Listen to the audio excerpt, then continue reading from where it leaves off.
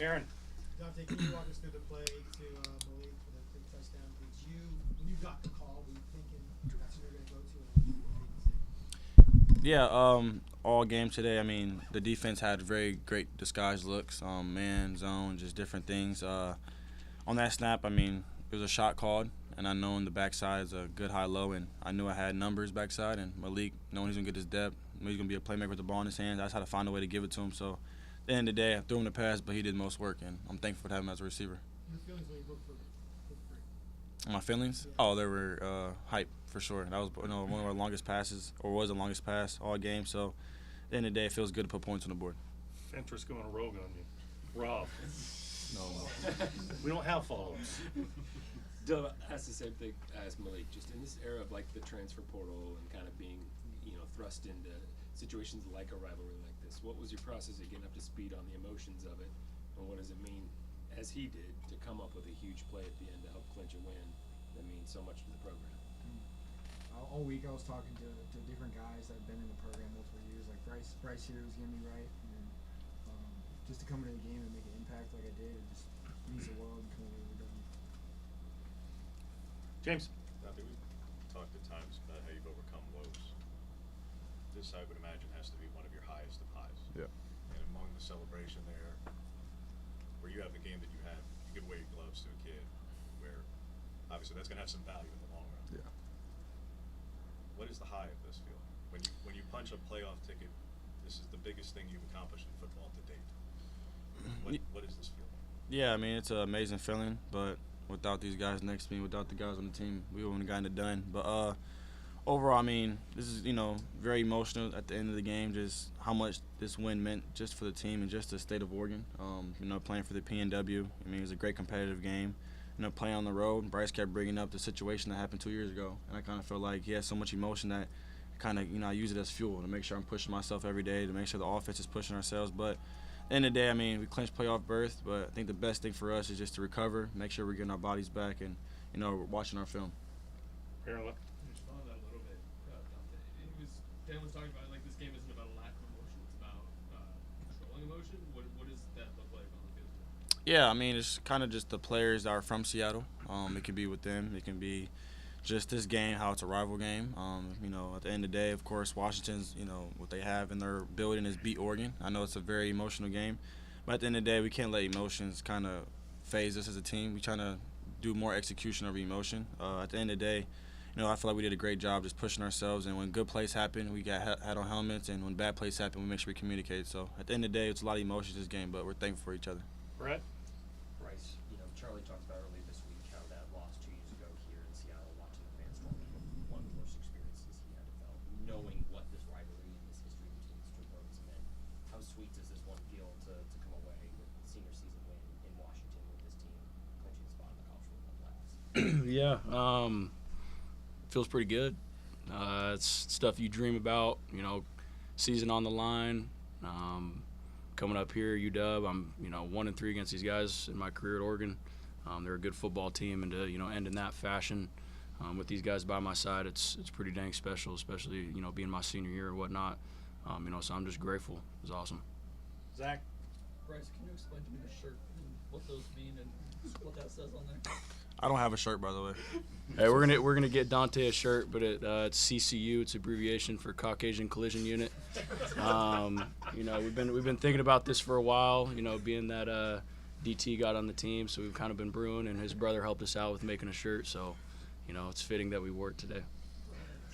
Eric. Dante, I guess I'm just curious. Malik was just up here saying once you guys get everybody back, how dangerous this team can be. From your perspective, kind of the same question. What can this team be in December when we see you guys play next? Yeah, I mean, at the end of the day, I feel like I got to give most credit to the ones that had to step up. The guys knowing his next man mentality, and when it comes to up front, when it comes to even the defensive side of the ball or just the receivers, just in general. But at the end of the day, of course, you're at your strongest when everybody's healthy. And I feel like we have some time to make sure we're getting people back and getting recovered. So only God knows what can happen from there. Rena. Bryce, just what do you think it's going to be like playing a football game in December and outside of these states?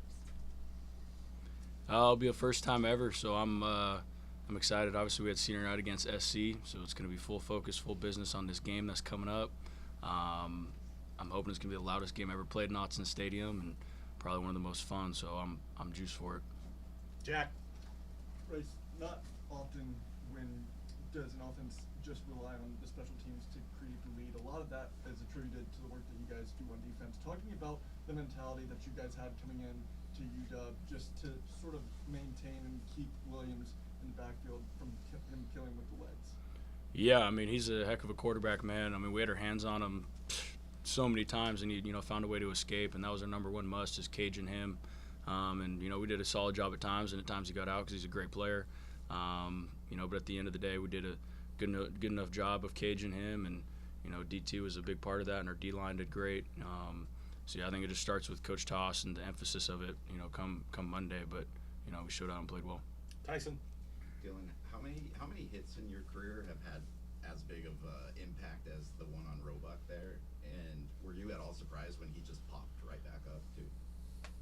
I was surprised. I was like, I thought I hit him pretty good, but he got up, he got the ball, so I mean, it was a hell of a catch by him. Aaron. This is the second time in a row you guys have been pretty surprised. Have done a pretty good job against Williams. What is it about your team that you guys are able to contain him a little bit? We got good players. That simple? Yeah, and we got great coaches and great players. The coaches put in a scheme for us and a game plan, and we execute it. Obviously he got out a couple times, like I said, and got away, but he's a great football player, and our D-line and back end plastered. Starts obviously up front with the D-line, but without great coverage, obviously they got to be covered downfield in order to get to them. So just all around good coaching, good defense. Matt. I guess Dillon and Bryce, can you speak to just Tosh's impact? He's a popular name for head coaches elsewhere after this season. Can you maybe speak to just how he's developed his defense and what he means to you guys? Start off. I feel like he's always finding a new edge for us where we can grow, and always looking at like whether we do good, like what can we do better, what can we keep getting better and better. And he'll talk to each of us like one-on-one, bring us aside, and be like, all right, this is what we're looking at, this is what we need to do, this is what we should communicate. So I think he's just really good at looking at details and really good at helping players develop. Yeah, he's a heck of a coach, man. He's works extremely hard for us and makes it clear that all the success on the field is because of the players and not him, which you got to give him credit. And he's super intense, which I love. He's more of an old school guy, which kind of blends with my personality. So great coach, and yeah. James. I think whether you knew it or not, but we had a history in this series. They failed a lot on fourth down a couple of years ago when they were losing. Dan took a lot of criticism for that, both here and at home. You guys converted a couple of fourth downs early that were really big to help you guys take the lead. What did you see on the 4th and 1 to know on the 17-yard pitch? Because obviously you pitched the ball there, the completion of Malik over the middle on the 4th down. You attacked the middle a couple of times there. What do you see on this play? Yeah, just knowing Coach Lannon, just how insane he is. He's a guy that is just always has so much trust in the offensive side of the ball, and as a player, you love that.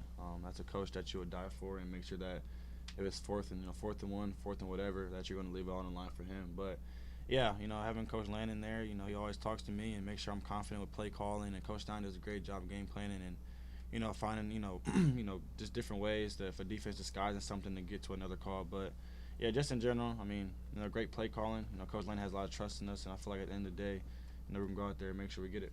Last question right here front left. Bryce, what's the expectation for this group in the CFP? The expectation is win a national championship, plain and simple. Obviously, we got to go one practice at a time, one game at a time, and whoever our first opponent is, we can't look past that. I'm excited to figure out who that's going to be, but, like I said, end goal is national championship, but one game at a time. Thank you, guys. Congrats on the win. Appreciate you guys.